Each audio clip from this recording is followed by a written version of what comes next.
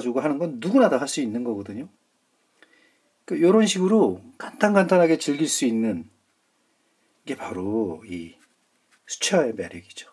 이 끝은 그럼 이런 길쭉한 붓들은 그럼 어떻게 쓰는 걸까요? 이 붓이 굉장히 길잖아요. 이 보시다시피 이렇게 길다고.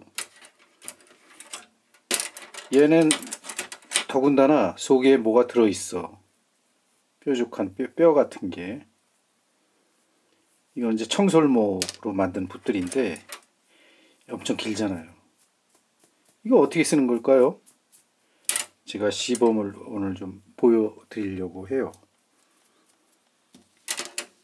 이게 붓마다 이 고유의 특성들이 다 있잖아요. 하지만 우리는 사람이잖아요. 이 사람들이 얼마나 영리합니까? 금방 또 응용하고 또 금방 따라하고 그럴 수 있는 거죠. 이렇게 긴 붓들은 생각보다 탄력이 좀 있거든요. 이렇게 탕탕 튀겨내는 이제 그런 걸 이용해 가지고 이렇게 좀 물감을 이렇게 좀 튕겨낸다거나 이렇게 좀 비틀어 가지고 나뭇잎을 표현한다거나 꽃잎을 표현한다거나 이럴 때 굉장히 유용하거든요. 이거 하고 수채화 전용지인데 제가 그 수평은 맞춰 가지고 하느라고 좀 애를 쓰고 있어요. 수평계를 갖다 놓고 조금 또 틀렸네 또. 이 계속 신경을 쓰면서 지금 이제 작업을 하고 있는데 오늘은 이 긴 붓들하고 그다음에 물을 떨어뜨릴 수 있는 스포이드, 이런 일회용 스포이드는 엄청 인터넷으로 구입하니까 한 100개씩 오더라고. 우리 수업에 참여하시는 분들은 와서 그냥 가져가세요. 이런 거 한두 개는 어떻게 안 팔더라고. 또 이런 거 하고 그다음에 와트만 전용지, RC 전용지를 제가 잘라 가지고 그거 하고 그다음에 물하고 같이 한번 써 보도록 하겠습니다. 이게 지금 제가 쓰는 이 판은 이 사진 인화할 때, 현상할 때 쓰는 그 판인데 제가 응용해 가지고 그냥 수채화 판으로 쓰고 있어요. 여기 자석이 붙어 있기 때문에 이 고정이 가능하거든요. RC 종이 같은 거 쓰다 보면은 자꾸 휘어 가지고 좀 곤란하죠. 오늘은 에어 그게 없어 가지고 그냥 붓으로 털겠습니다. 우리 집은 두두가 있어서 먼지 잔털이 엄청 날리거든요. 저 녀석 요새 지금 꼬장 피우고 있습니다. 어디 밖에 나가자고. 근데 오늘은 바쁘다 두두야.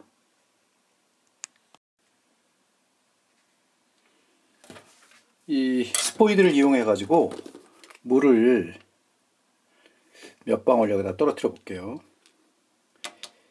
이 물을 어느 정도 떨어뜨리냐는 그것도 일일이 법은 없죠. 제가 제일 많이 쓰는 말입니다. 세상에 법은 없습니다. 스스로 자기들 편하자고 만든 게 법이니까. 이 스포이드를 이용해서 일단 물을 뿌려봤고 일단은 이 물감을 제가 잘 쓰는 물감들을 붉은색 물감을 한번 먼저 써볼까요? 일단 튜브에서 바로 이렇게 물감을 묻혀가지고 지금 튜브 속에 있는 게 물감이 제일 잘 풀어지니까 그래서 점을 찍어 볼게요. 이 핑크로. 그리고 이 붓이 길잖아요. 그 붓의 옆면을 이용해 가지고 꽃잎을 한번 그려본다거나. 이게 제가 이렇게 막 비틀잖아요. 이런 것도 우리 인간이 할 수 있는 거죠. 이런 거는 어떻게 이 붓을 오묘하게 이렇게 비틀면서 이렇게 사용을 하겠어요. 그죠? 자, 이런 식으로 이 우리가 꽃을 그리지만 꽃을 제가 말씀드리잖아요. 똑같이 그릴 필요 없다. 똑같이 그리는 게 더 이상하죠. 그림이라는 걸 항상 그 생각을 가지셔야 돼요. 이건 그림이다. 왜냐하면은 사진이 아니잖아요. 그러니까 이렇게 우리가 이렇게 멋대로 표현할 수가 있는 거죠. 뭐 여러 그 의도된 뭐 그런 것도 있지만 이 수채화는 또 의도치 않은 그 우연성이라는 게 계속 있는 거니까. 자, 이런 식으로 하고 이 뭐 물감을 이렇게 짜놓은 팔레트에서 써도 상관없지만 일단은 제가 뭐 이렇게 실험 삼아서 보여드리는 거니까 그냥 한번 해볼게요. 그 다음에 번트 시엔나로 뭐 줄기를 한번 쫙 한번 그어볼게요.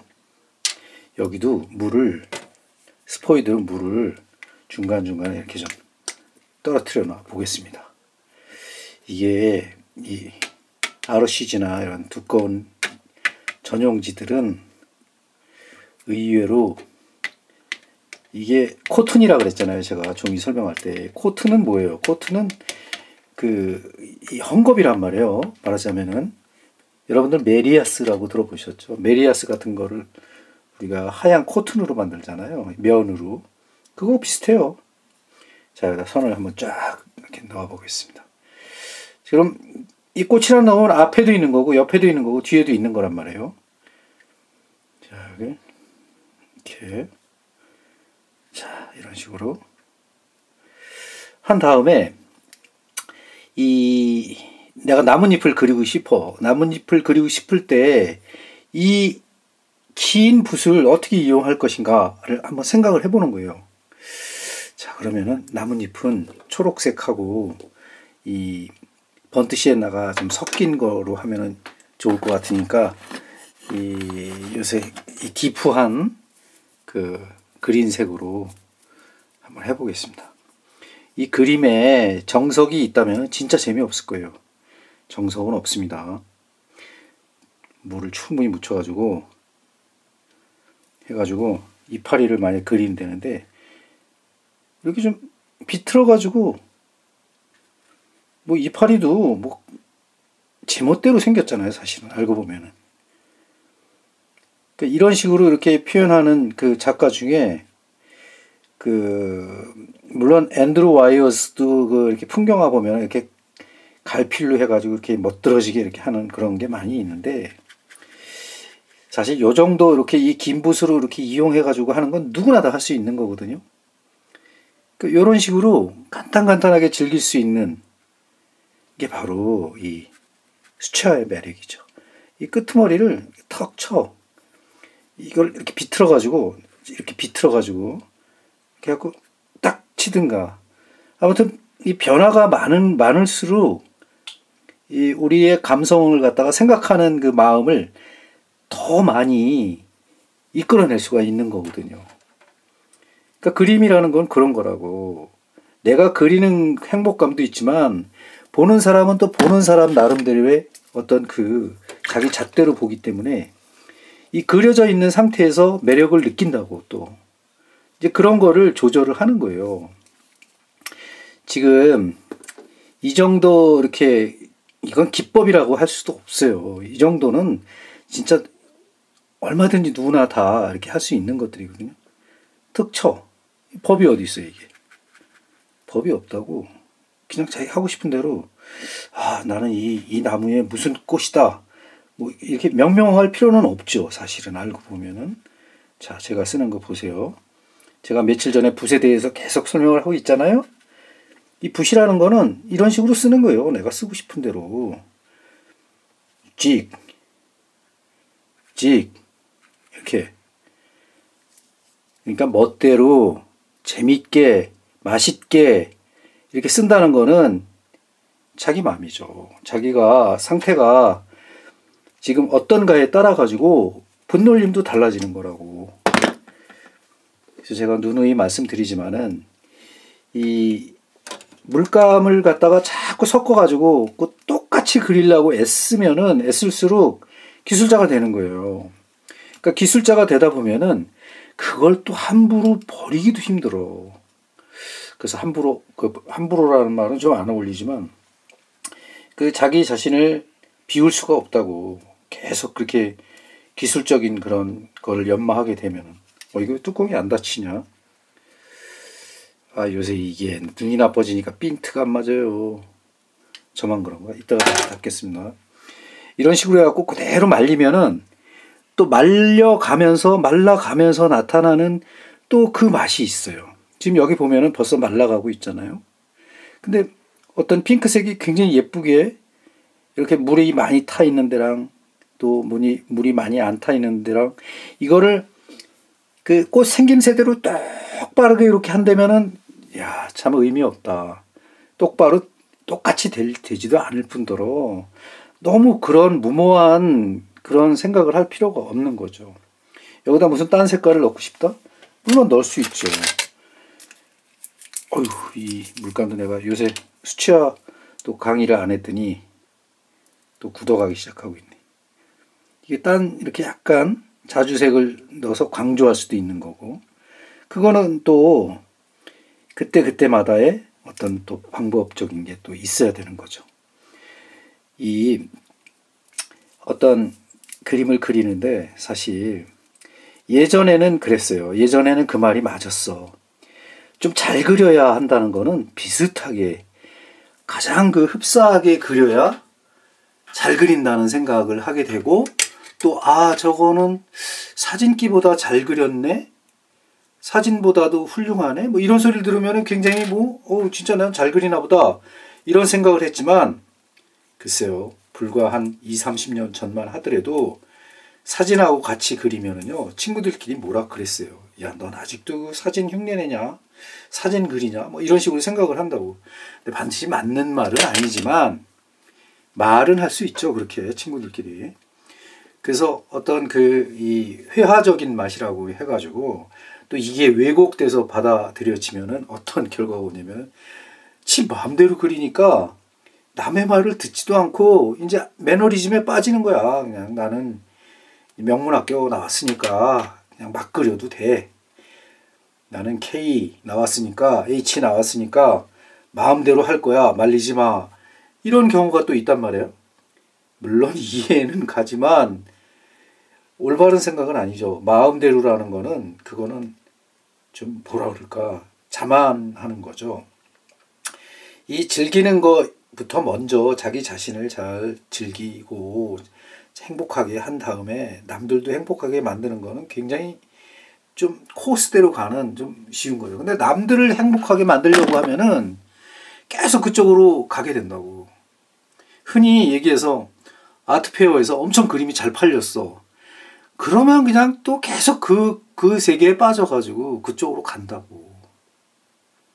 평생 그림 팔기 위해서 사는 그 삶이 얼마나 불행한 삶입니까?